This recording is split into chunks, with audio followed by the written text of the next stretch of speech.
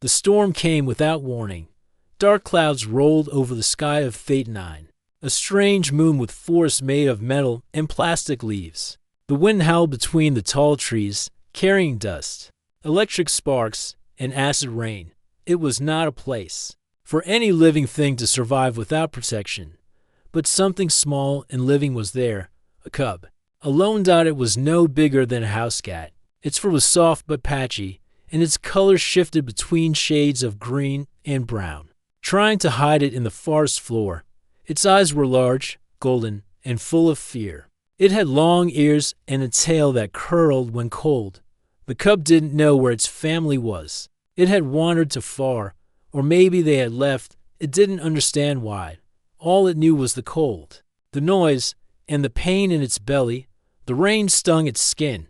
The wind made it shiver. It tried to crawl under a fallen panel of metal, but even there, it could not stop shaking. Somewhere nearby, a human was walking. His name was Micah Reese, a former soldier and now an engineer. He had crash-landed on this moon 2 weeks ago when his transport ship was hit by debris. The rest of his team was either gone or far away. Micah had been surviving by collecting parts, building shelter, and staying hidden. He wore a torn jacket, patched with wires, and carried a scanner in one hand and a small toolkit in the other. His face was rough, with a short beard and sharp eyes that had seen too much war. But inside, he was quiet. Micah heard something, a strange sound. Not wind, not metal creaking. It was a cry, soft and high-pitched, like a baby animal. He paused. Another cry came, weaker this time. Micah frowned, turning his scanner toward the direction of the noise. It picked up a small heat signature. Could be a malfunctioning drone, he muttered. Or something else. He followed the sound. It didn't take long to find the cub. It was curled under the broken metal panel, soaked from the rain, trembling. Its eyes opened wide when it saw him. It let out a small hiss, baring tiny, sharp teeth. Micah didn't move closer. He just knelt and looked. "You're not a drone," he said softly. "You're alive." The cub didn't understand his words, but it could feel something in his voice, not threat, but warmth. Micah reached slowly into his coat and pulled out a small packet of nutrient paste. It wasn't food, the cub would know, but it had a smell, sweet, with a hint of fruit. He placed it near the cub and backed away. The cub stared at it for a while. Then, slowly, with a weak whimper, it dragged itself forward and licked the paste. It wasn't much, but enough to make its body relax slightly. Enough to stay awake. The wind howled again, and the cub shivered harder. Micah looked up at the trees. The rain was falling harder now. Night was coming, and it would get colder. The cub wouldn't survive. "All right," Micah said, rubbing the back of his neck. "Let's see what we can do." He got to work, using old wires from a broken comm panel, feathers from fallen theta birds, and a solar blanket from his kit. Micah built something like a nest. The feathers were soft and naturally heat insulating. The wires, twisted carefully, formed a bowl-like shape. The solar blanket was wrapped around the bottom, absorbing the weak sun rays still breaking through the clouds. He placed the nest under the shelter of a tilted tree limb, away from the wind. Then, carefully, he scooped up the cub with his hands. It hissed again but was too weak to fight. Micah placed it in the nest. It sank into the warmth and stopped shaking after a few minutes. Its eyes blinked slowly as sleep pulled it under. Micah sat nearby, guarding it through the storm. He didn't know why he was helping. He had spent years fighting in wars where aliens were just enemies, or targets. But this cub wasn't a threat. It was just small, alone. Like him, the storm roared above, but the little nest held strong. Micah stayed awake most of the night, feeding the fire, checking on the cub, listening to distant sounds in the forest. He didn't sleep, but he didn't mind. There was something peaceful about having a job to do, someone to care for. When the storm passed in the early hours of the morning, the forest was quiet again. Sunlight broke through the clouds in thin, golden lines. The cub opened its eyes. It looked at Micah, not with fear, not anymore. Micah gave a small smile. "Morning, little guy." The cub let out a soft chirp. Then it did something unexpected. It crawled closer to him and pressed its head gently against his boot. Micah blinked. He didn't move. Then he knelt and reached out. The cub didn't flinch. It allowed his hand to touch its head. For a moment, there was no storm, no war, no broken machines or threats from the sky. Just a human and a creature, finding warmth in the cold. It was the beginning of something neither of them could understand yet, a bond stronger than language. The next morning on Thetanine was cold, but the storm had passed. The trees, made of strong silver trunks and soft glowing leaves, were still wet from the acid rain. Strange bird-like machines flew across the sky, scanning the ground for movement. Micah. Reese opened his eyes slowly. He had fallen asleep sitting against a tree. His back hurt, his shoulders ached, and his left hand was still holding a metal rod, just in case something had come close during the night, but nothing had. He turned to the nest he built. The little cub was still there, curled in the middle of the feathers and wires. Its tiny body moved up and down gently. It was breathing calmly now, not shaking like before. Micah watched it for a moment. Still alive, he whispered, "That's something." He stood up, stretched, and looked at the sky. The sun was hidden behind clouds again. That meant little heat and no signal. His radio still wasn't working. He had fixed the power core, but didn't have the right parts to connect the antenna. That meant no help was coming. At least not yet. Micah walked a few steps and picked up the empty nutrient paste pack. The cub had eaten most of it during the night. That was a good sign. He checked the other patches on his belt, only 3 left. That wasn't going to last more than 2 days. You eat a lot for something so small, he said with a small smile. The cub lifted its head at the sound of his voice. Its golden eyes met his. Then it made a soft chirping sound. Not a cry this time. Something gentler. Micah crouched down. The cub didn't back away. He reached out his hand slowly. The cub sniffed it, then rubbed its head against his fingers. Micah's smile grew. "All right, guess we're friends now." He had been alone for a long time. Too long.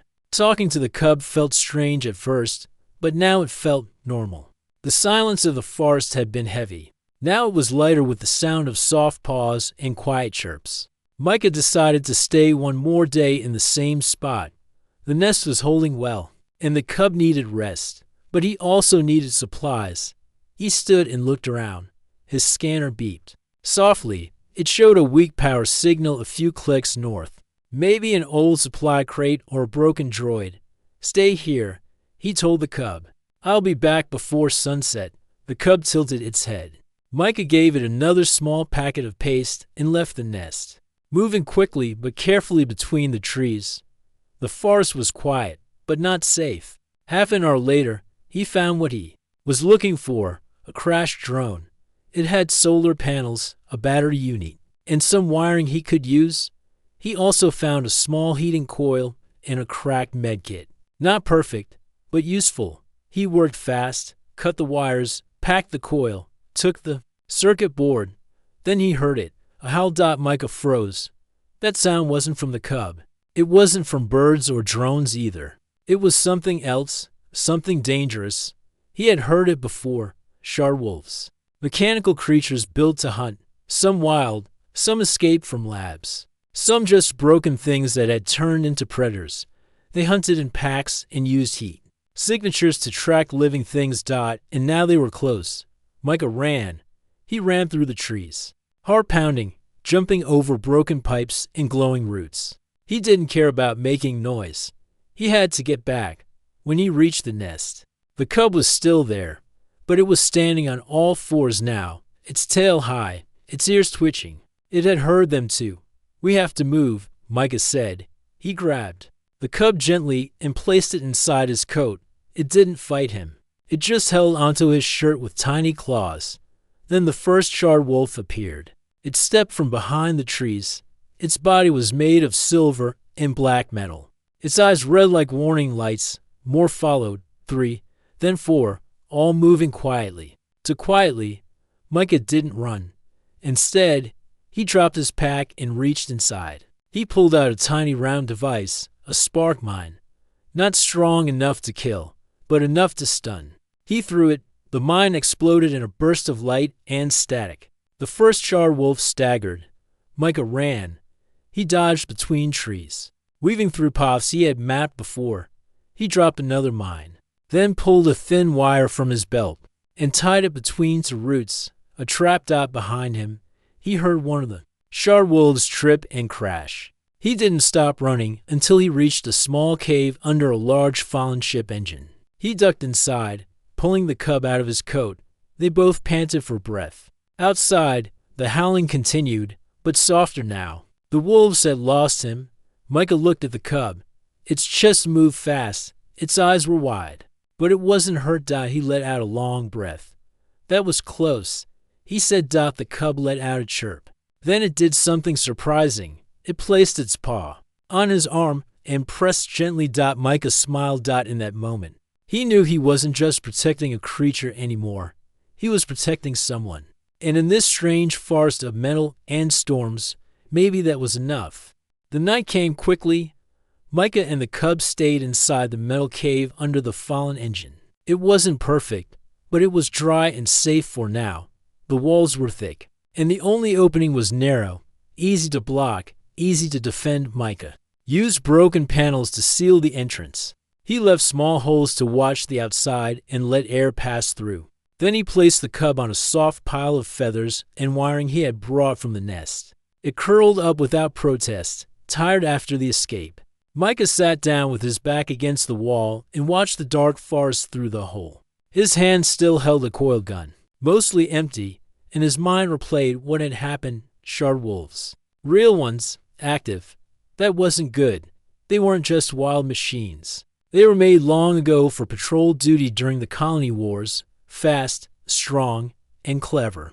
And now they hunted anything warm-blooded, even small creatures like the cub. Micah turned his eyes toward the little one. It slept, its small body rising and falling, peaceful now, safe. He leaned his head back and sighed. "You're lucky I found you," he whispered, "or maybe I'm the lucky one." The truth was, he didn't feel alone anymore. Since the crash, every day had felt the same. Fix, search, survive. But now he had a reason to stay alive. A soft sound pulled him from his thoughts, a crack. Then another. He raised his coiled gun slowly and looked through the hole. Something moved in the trees, red eyes. Glowing. One charred wolf. Maybe two.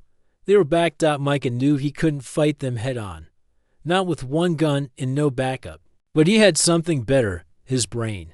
He reached into his kit and pulled out a few things, wires, old batteries, broken circuits, and his last spark mines. He worked quickly, quietly. One mine he set near the entrance, hidden under broken feathers. The other he attached to a wire trap just outside. He stretched the wire between two pieces of metal. If the wolves stepped through, it would trigger the blast. As he worked, the cub woke up. It stood and looked at him with sleepy eyes. Then it tilted its head and let out a small chirp. Micah looked over. "Quiet," he said softly. "We have company." The cub seemed to understand. It didn't cry. It walked closer and sat beside him, watching with wide eyes as he finished the traps. Then the first wolf stepped into view. Its body made no sound. Only the soft click of claws on metal and the low hum of its inner core. It sniffed the air. It knew they were close. Micah held his breath. The wolf moved closer. It stepped on the wire. Snap. Boom. The spark mine exploded in a flash of white light and noise. The wolf jumped back, stunned and shaking. Then the second wolf ran forward straight toward the cave. The trap near the entrance triggered. Boom! That one went down too, its legs sparking and twitching. Micah didn't wait. He grabbed the cub and rushed out of the cave into the night. Smoke filled the air. Sparks flew. One of the wolves started to recover, but it was limping, damaged. Micah didn't plan to stay and fight. He just needed time. He ran into the forest, heading toward a place he had seen earlier, an old watchtower, half buried in the ground. The cub clung to his jacket as they ran, making soft, scared sounds. Micah whispered to it, "Almost there. Just hold on." The watchtower was close when he reached it. He pulled open a cracked door and slipped inside. It was dark, full of broken screens and dust. But the structure was strong. He placed the cub down and checked his back. No red eyes, no sound. They were safe again for now. He sat against the wall, breathing hard. The cub climbed into his lap without asking and curled up. Micah smiled and placed his hand gently on its back. "You're a fighter," he said. "Just like me." The cub purred softly, like a machine warming up. It looked up and made a sound that almost sounded like a word. Micah blinked. "You're learning." He didn't know what kind of creature the cub was. It looked wild, like an animal. But it was smarter than any normal creature. It followed him, watched him build. It copied his actions, even made a sound like speech. This cub wasn't just surviving. It was thinking. Micah stared into its golden eyes. "Who made you?" he whispered. The cub only blinked. Then Micah heard another sound, a soft beat from the corner of the tower. He walked over and brushed off some dust. A small emergency console was still working. A weak signal was blinking on the screen. Micah tapped the controls. The screen lit up. A message played. "Varnic life form detected. Priority asset. Do not engage." Without command, Micah turned to the cub. "Varnic, is that what you are?" The cub just stared. Then another message appeared. "Human signal detected near Varnic. Possible interference. Prepare retrieval." Micah stepped back. Someone knew the cub was alive. And someone was coming. He looked down at the small creature. By his side, he had saved it from the storm, builded a nest, fought for it. But now things were changing. This was no lost animal. This was something special. And the people looking for it might not want to protect it. Micah knelt down, picked up the cub, and held it close. "No one's taking you without going through me." Outside, the wind picked up again. A new storm was coming. But Micah Reese wasn't running anymore. He was ready. The air inside the broken tower felt heavy. Micah Reese sat beside the old console, watching the screen blink softly. The weak signal still glowed in red. "Varnic life form detected. Human interference suspected. Prepare retrieval team." Micah slowly looked over at the cub, who was curled up on a piece of cloth near the wall. It had stopped shaking. It wasn't scared now, just quiet. Watching him, he ran a hand through his messy hair. "They're coming for you," he said softly. "Whoever they are." The cub made a soft sound. Not fear, not confusion, something else. Sadness? Micah got up and walked to the window. The outside forest looked calm, but he knew better. If someone had sent a message like that, it meant they were close, maybe already on the way. And they had called the cub something Varnic. Not a pet. Not a wild animal. A name with weight. Micah turned back to the console.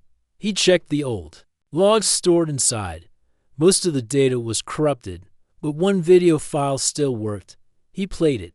A man in a white lab coat appeared on the screen, standing in a clean, silver room.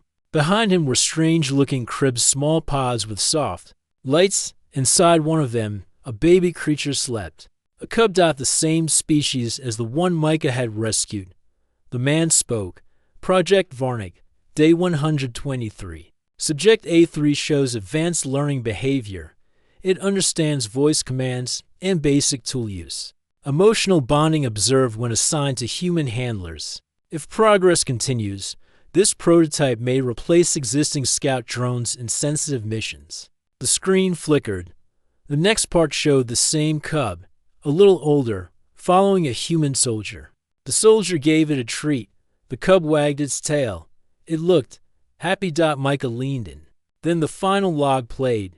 The same man looked serious. Now, tired, head office demands termination of a class subjects. They say emotions make them unpredictable. Orders received, retrieve and destroy. The screen went black. Micah stood still. His jaw tightened. They created you to be smart, to care. And then they tried to destroy you because of it. The cub looked up at him, as if it understood. Micah crouched beside it. "You escaped, didn't you? You ran into the forest. That's why you were alone in the storm." The cub pressed its head gently into his hand. Micah closed his eyes for a moment, then stood. He couldn't stay in this tower. If the retrieval team was coming, they'd track the signal here. And they wouldn't ask questions, they'd just take the cub or worse. He packed quickly, supplies, food, spark mines, and the map device. He tied a cloth around his backpack, then picked up the cub. We're leaving, but not running. We're going to find help, real help. Micah knew one place, an old human listening post, deep in the northern hills of Theta-9. Abandoned years ago, but still known to a few soldiers, if the communication array still worked. He could send a distress call, not to the company, but to Earth Command, someone who might actually care. He moved fast, carrying the cub close. They left the tower before dawn. The forest was quiet, no wolves, no drones. But the air felt charged, like something big was coming. As they walked, Micah noticed something strange. The cub wasn't just watching him anymore. It was copying him. When Micah stopped to check the map, the cub stared at it too. When Micah knelt to tie a wire trap behind them, the cub placed small twigs nearby, like helping. And when he whispered instructions, the cub followed. It was learning. Fast. They reached the hills by mid-morning. The path was steep and rocky. Micah had to stop often, but the cub never complained. It stayed close, alert, always listening. By afternoon, they reached the entrance to the old listening post. It was covered in vines and broken panels, rusted. Silent, Micah kicked the door twice in a certain rhythm. It opened with a hiss inside. It smelled of dust and age, broken chairs, old screens, faded flags. But the core system still had power. Micah placed the cub on a table and went to the console. He plugged in his map unit. The screen lit up. A network opened. He typed fast, human survivor. Theta-9, with Varnic subject, need extraction.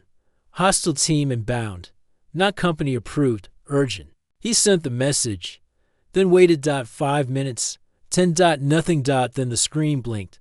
Message received. Stay hidden, help en route, Earth Command override active. Micah let out a breath. They heard us. But just then, the building shook. A low rumble came from the trees outside. Micah rushed to the window.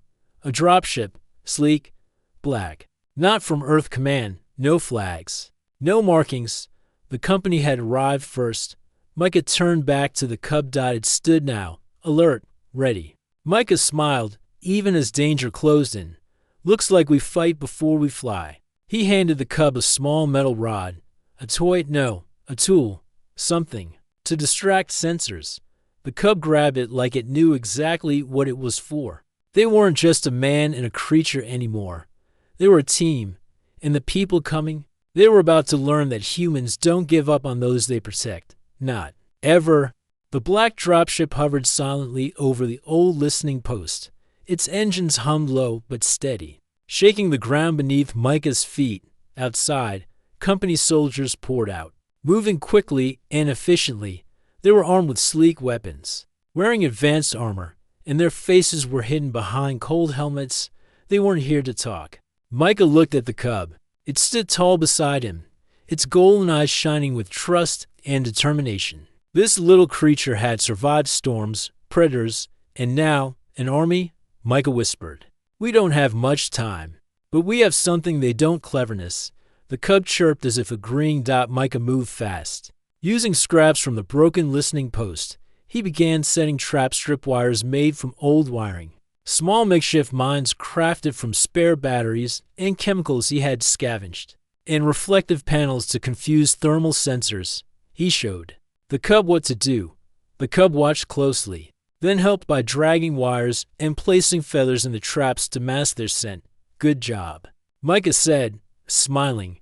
You're learning fast. Outside, footsteps came closer. The soldiers were already searching the area, scanning for signs of life. Micah hid behind a rusted control panel. The cub pressed against his side. One soldier approached the entrance. He raised his weapon and fired a scanning pulse inside. Micah held his breath. The traps worked perfectly. The pulse triggered a small explosion that blinded the scanner for a moment. The soldier cursed and called for backup. Micah knew they had to move. He grabbed the cub and slipped out through a hidden side door he had found earlier. The cub followed without hesitation. They ran into the dense forest, using every trick Micah had learned in his military days. He dropped decoy devices, small drones that emitted heat and sound, leading the soldiers away from their true path. The cub ran beside him, nimble and fast. They reached a narrow ravine where the trees grew thick and the ground was uneven. Micah set a final trap, a line of wires connected to a battery pack that would release an electric shock if triggered. As the soldiers approached, one stepped on the wire and was thrown back by the shock. Fall back, the commander shouted. Micah smiled in the shadows. They were winning, not because of weapons or numbers, but because of wit and courage. They pushed deeper into the forest until they reached an abandoned shelter. Micah checked the cub's condition. It was tired but alert. He looked up at the sky. Earth Command had promised help, but it would take time. "We hold here," he said. "We survive." The cub chirped and nuzzled him. Micah thought about everything they had been through: the storm, the wolves, the soldiers, and felt a surge of hope. This little creature, made in a lab and left to die, was now his family. And humans? They might be rough, sometimes harsh, but when they protect someone, they did it with everything they had. Micah tightened his grip on his weapon and looked toward the dark forest. "We fight dirty," he said, "because that's what humanity did. They never gave up." The battle was over. The forest was silent now. Micah resat on a fallen tree. The cub curled up beside him. Both were tired, their bodies aching from days of running and fighting. The air smelled of burnt wires and wet leaves. The sky, once dark and stormy, was clearing, and sunlight filtered gently through the metal trees. Micah looked down at the small creature. It was no longer just a cub. It had grown stronger, smarter, and braver. Its golden eyes shone with trust, and its tail flicked slowly as it rested. "We made it," Micah whispered. They had escaped the company's retrieval squad. The black dropship had left after the fight, and the soldiers had retreated. The traps Micah set, combined with their quick thinking, had turned the odds in their favor. But the fight had changed something in Micah. He wasn't just a survivor anymore. He was a protector. The cub was no longer just a foundling in the forest. It was family. Micah thought about the nest he had built from spare wiring and feathers when he first found the cub. That small, fragile home was a symbol of hope in the storm. Now, their journey was about building a new home, a safe place where they could both live free. The small creature looked up at him and let out a soft chirp. Micah smiled, reaching down to stroke its fur gently. "We need to find others," he said softly. "Others who will help us." Micah packed what little supplies he had left and stood. The cub followed, eager and alert. Their path was clear. To the north, far beyond the forest, was a human colony, a place where Micah hoped they would find allies, people who would understand the cub's value and protect it from those who wanted to destroy it. As they moved through the forest, Micah noticed the small signs of life returning. The strange bird machines fluttered above, and distant sounds of other creatures echoed between the metal trees. The world was alive again, despite everything. Along the way, Micah taught the cub more: how to recognize dangers, how to use simple tools, and how to listen. The cub learned quickly, mimicking his actions and growing more confident every day. One evening, as they rested near a small river of flowing liquid metal, Micah pulled out an old, cracked device from his pack, a communicator. It was damaged, but might still work. He pressed the button and sent a simple message: "Human survivor and Varnic subject needs safe haven. Request immediate aid." The response came faster than he expected.